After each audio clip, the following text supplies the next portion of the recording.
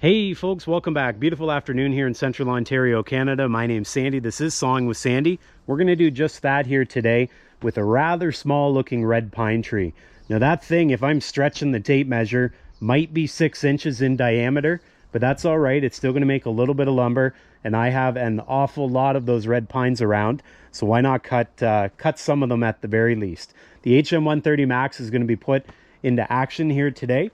And one thing that I'm going to do a little bit differently is I'm going to explain what I'm doing as I'm cutting, just in case you've always wondered why I'm doing things a certain way. Well, today you'll find out. So that's what we're up against. And with the weather being so nice out here, I am feeling it. And so we'll see how much we get cut, but at the very least, we'll get this one cut. And I'll bring all of you along for the ride. Here we go.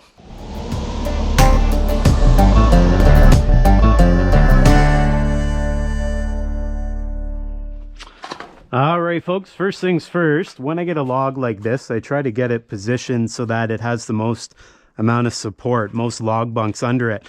And so I can either push it this way or push it this way, and I guess we'll just push it down this way for now. Kind of nice with these smaller logs. If you had a big one, that'd be a chore right there. And so you can see it's supported. And I try to get it centered, but I don't worry too much if it's not perfect. There we go. All right, good enough. Next thing I'm going to do, I'm going to drop these down. And I just know based on this size lumber that I'm probably going to have a 4-inch cut. And so I'm going to set this with the help of my numbers there. I'm going to set it so I know that it's less than 4 inches. And I know based on my measurements it should be, but I check as well, and you can see that is like 3 7/8 or less. And we'll do the same thing here. And here's the numbers I'm referring to. Kind of see it right here. 1, 2, 3, 4. So if the edge is there, that means this is sticking 4 inches up.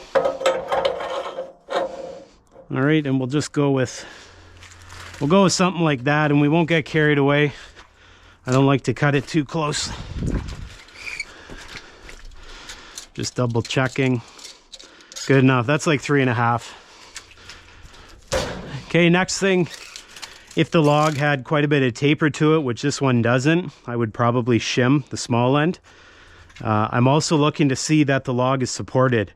This log must have a bit of a swoop to it, because you can see it's touching, but it's not touching. And so I'll rotate the log a little bit. And probably if we do it like that, don't know if you'll be able to see how that's not touching now. Either's that. So the log has a bit of this to it. Which way it goes doesn't really matter, but I like to put it like this. So I cut that off and then I flip it 180 degrees. Okay, we'll call that good. Clamp her in.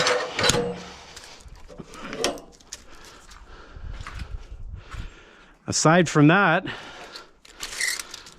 can never be too certain with these log stops. Aside from that, I think we're good to fire her up. All right, hearing protection, eye protection. Gas on, choke on. I give it just a touch of gas. Then I'll take the choke off, feather the throttle if need be. It's pretty warm today, so we're probably good. Double check the blade guides all the way in as far as it'll go.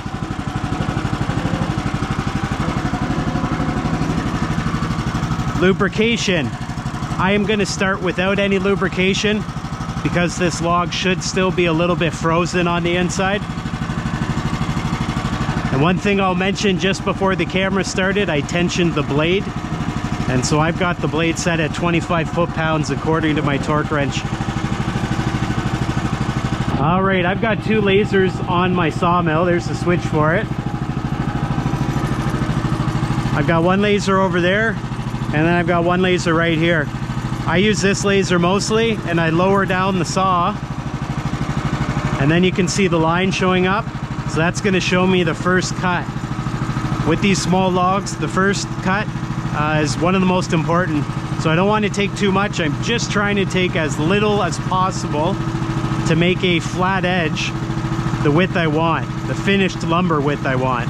And so you'll notice here, if we back up, I can see the line all the way down. I'm probably going to make a 4x4 out of this.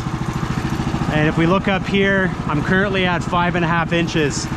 So what I'm thinking is, if I make the first cut at 5.5, flip that over, that gives me 1.5 inches I can take off the other side to make my finished 4-inch width or depth. Okay.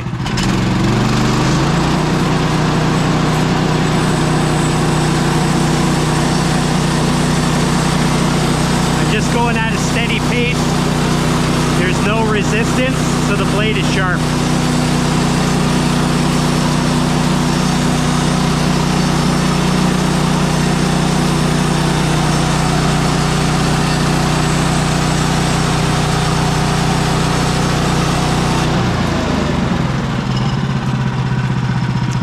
All right, I'm gonna turn the laser off because when I pull it back, I don't want to look into it. Here's my first slab. What I'm looking for at this point is I'm looking for cut quality. It looks quite good. I'm not seeing any like vertical lines here. That would be chatter. That would indicate to me the blade probably has the tooth out of set. It's very smooth. And keep in mind, it's rough lumber. It's very smooth for rough lumber.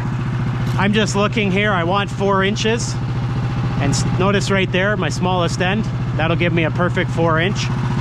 Down here, it's a little bit wider, which doesn't matter. At this point, we'll just get rid of the slab, the waste wood.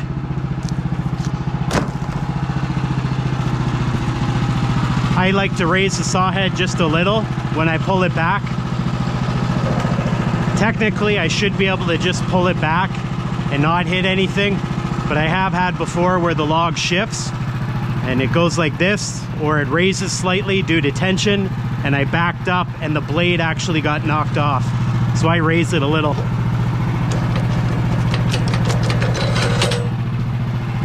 It's easier for me to rotate towards me. 180 degrees. The reason I go 180 degrees, that gives me a nice flat side down on the log bunks.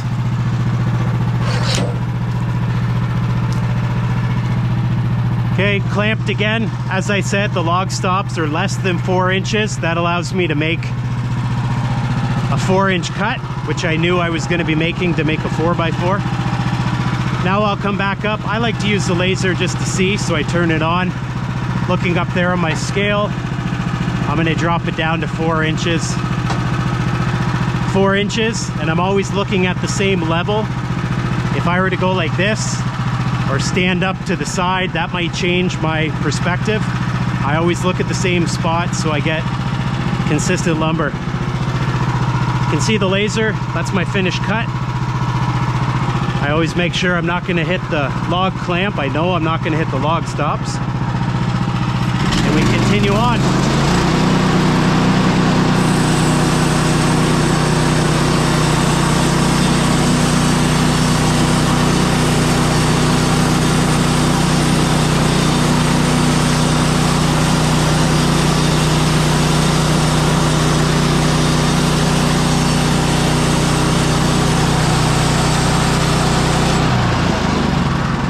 I get in the habit, I turn the laser off. Slab wood goes to the pile. I always do a quick look. Looks great. Blade's still nice and sharp. And the next thing, before I actually flip that, I'll pull the sawmill back. That way I don't have to raise the sawmill any higher to pull it over the log. Notice now why I turned the laser off. If I didn't have the laser off, I'd be standing here looking at them.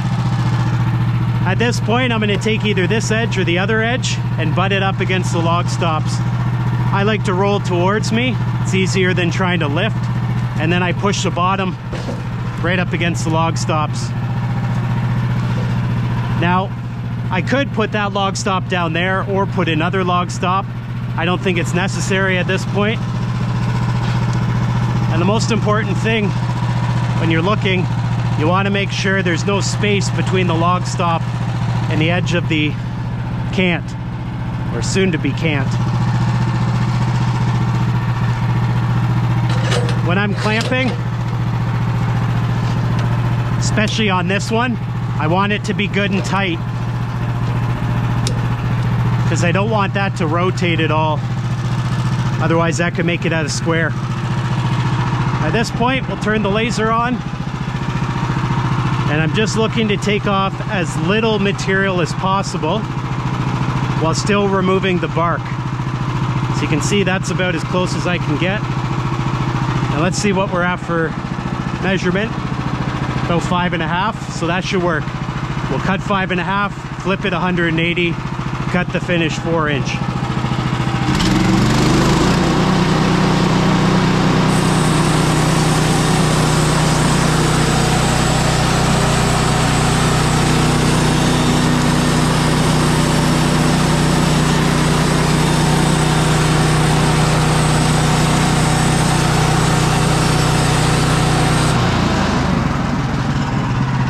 Alright, once again, I usually turn the laser off there, take the slab, get rid of it,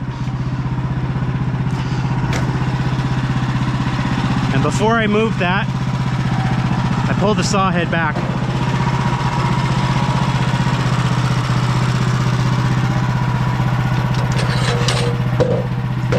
"180 degrees, this will be my last cut."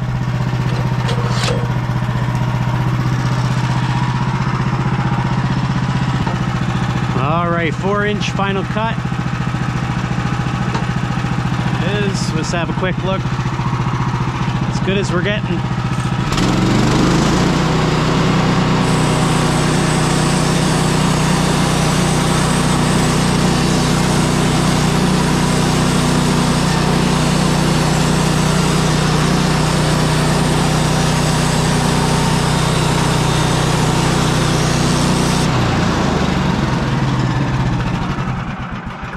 Alright, let's see what we're left with. That's looking like a beautiful thing.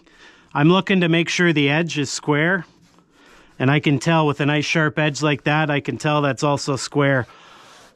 I'm also looking for any chatter in the blade. I don't see any. That blade is a Ripper 37, still nice and sharp. And so we'll call that good. We'll take this one over to the temporary lumber shed.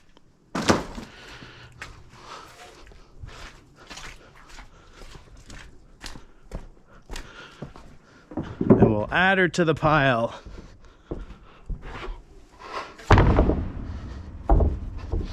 I'll eventually move these, but for now that's where they'll sit.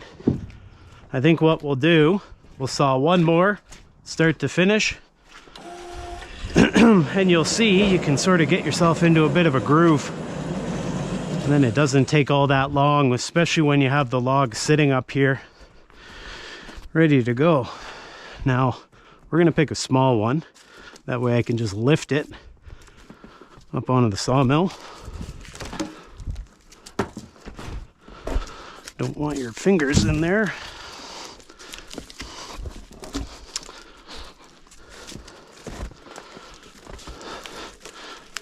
Get off of there. There we go. Okay.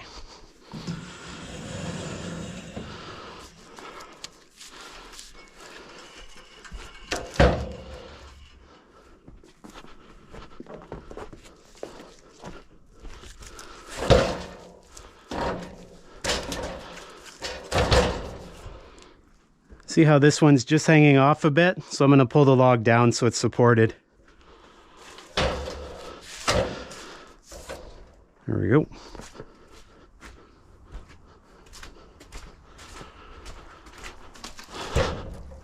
And we'll just clamp it and then have a look. All right. Supported, supported, supported, supported. I'd call that good. I know some people are pretty particular about small end, big end, which side it goes to. I'm not that particular. In my case, I find the lasers really help, and it gives me a good idea where the cut's going to be regardless of what end we're at. Now that's going to be a stretch to get a 4x4 out of, but we'll do our best. I probably am going to be real tight here. I think we're going to be right about there. We're at about 5 inches for our first cut. Okay, here it goes. And I always ease into the cut, always. Once I'm in the cut, I might go a little bit faster. Usually I'm just going with the momentum of the sawmill. If there's a lot of knots, I slow down just a little, as that's likely the spot the blade would raise or drop. But with the sharp blade, you don't have to worry about that too much, especially on the red pine.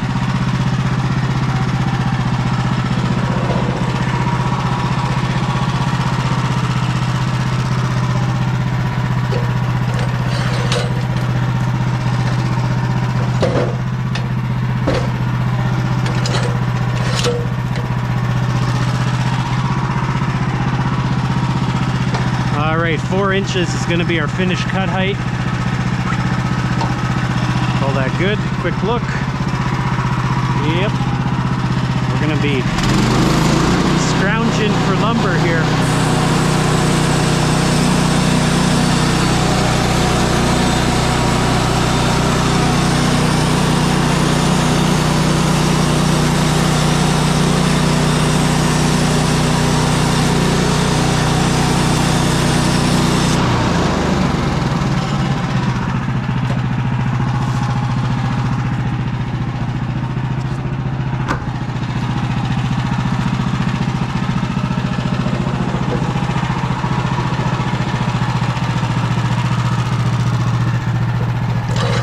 Okay.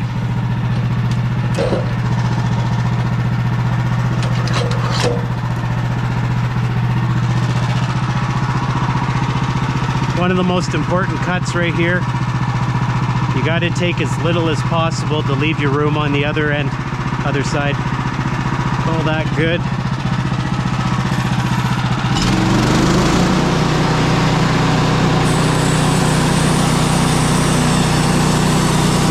You'll notice it cuts easier when it's not cutting through the bark.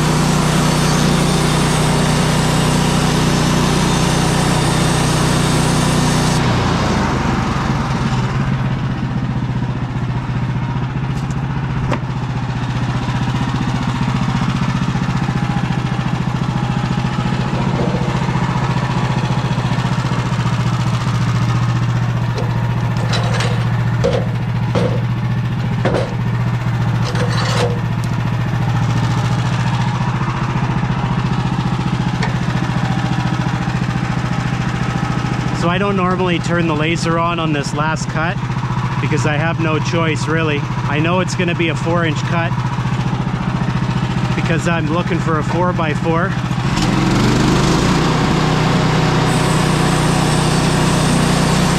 See, we missed a little. That's because the log is so small.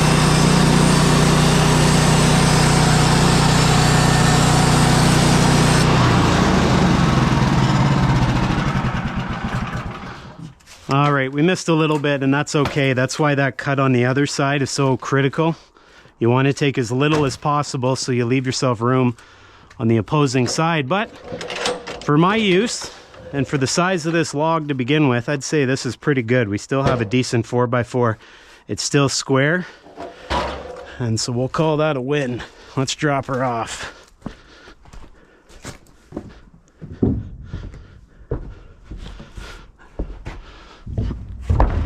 Okay, let's give it a bit of airspace. We'll probably start the next row here shortly, but that's it, that's all.